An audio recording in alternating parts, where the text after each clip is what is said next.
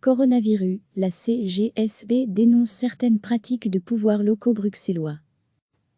Travailleurs vivement invités à prendre congé pendant la période de confinement dans une ASBL paracommunale, contractuels mis en chômage pour force majeure, dans certains CEAS, autant de situations qui inquiètent les syndicats, et en particulier, la CGSBALR, administration locale et régionale. Le 18 mars, le secrétaire général et le président du CEAS de Saint-Josse diffusent une note au personnel. Vu la nécessité de réduire drastiquement le nombre de personnes présentes sur les lieux de travail, un certain nombre de collaborateurs sont invités à rester chez eux sur une base volontaire et selon un principe de tournante. Les agents contractuels qui ne seront pas amenés à travailler seront mis au chômage par force majeure, précise la note. Au moins un autre CEAS bruxellois aurait opté pour la même mesure. Il y a différentes situations en cours pour lesquelles nous avons interpellé les ministres régionaux, dénonce le permanent de la CGSBALR Maxime Ny. Jusqu'à présent, malgré nos demandes, les autorités régionales n'ont pris aucune mesure pour essayer d'harmoniser la manière de traiter la question de l'inactivité forcée des travailleurs des communes et des CEAS, ce qui débouche sur une cacophonie complète. Dans un courrier adressé ce vendredi au syndicat, le ministre, défi, en charge de la fonction publique, Bernard Clerfat, invoque le principe de l'autonomie communale et refuse de se substituer aux pouvoirs locaux tout en leur conseillant de s'inspirer de la circulaire adressée aux organismes d'intérêt public régionaux.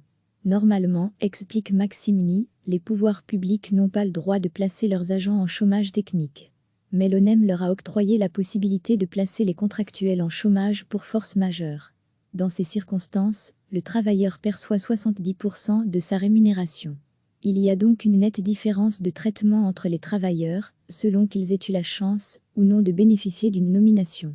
Pour le syndicaliste, les CEAS, qui recourent au chômage pour force majeure font doublement fausse route.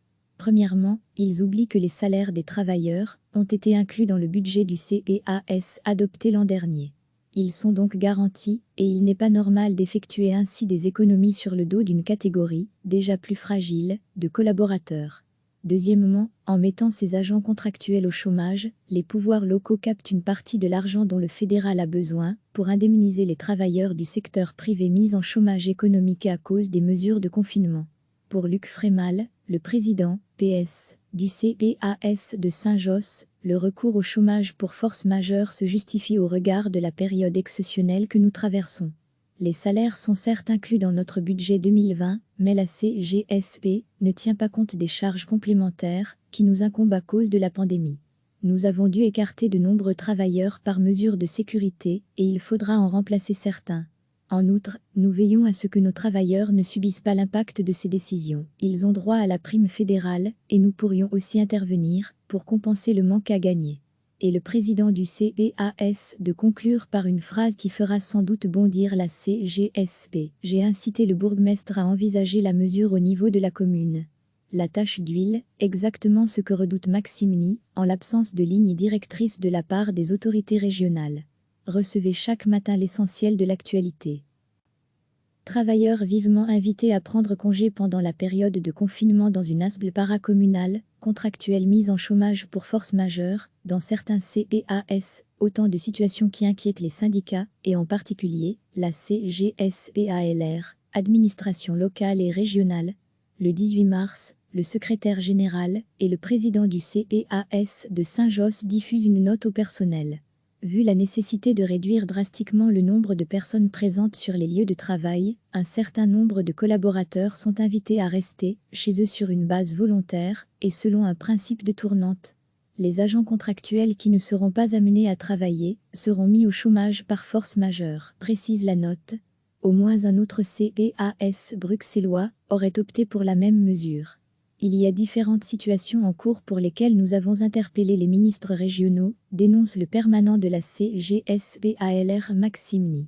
Jusqu'à présent, malgré nos demandes, les autorités régionales n'ont pris aucune mesure pour essayer d'harmoniser la manière de traiter la question de l'inactivité forcée des travailleurs des communes et des CEAS, ce qui débouche sur une cacophonie complète.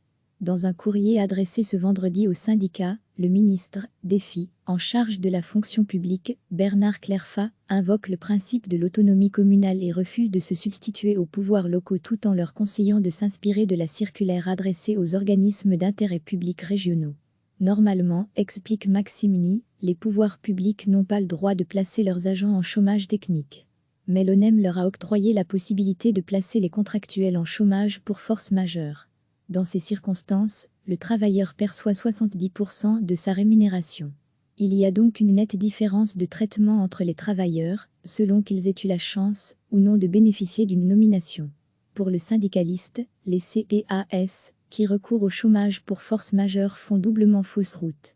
Premièrement, ils oublient que les salaires des travailleurs ont été inclus dans le budget du CPAS adopté l'an dernier. Ils sont donc garantis, et il n'est pas normal d'effectuer ainsi des économies sur le dos d'une catégorie, déjà plus fragile, de collaborateurs.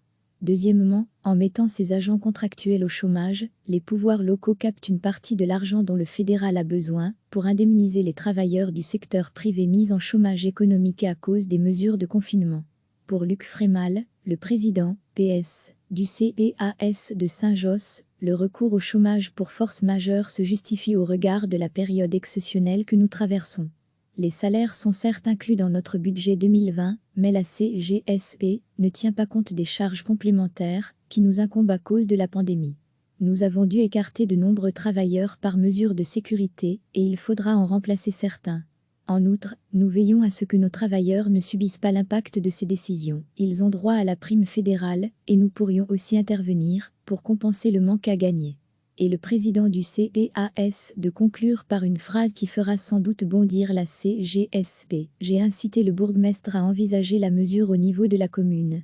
La tache d'huile, exactement ce que redoute Maximini, en l'absence de ligne directrice de la part des autorités régionales. Cliquez sur s'abonner pour recevoir les dernières nouvelles.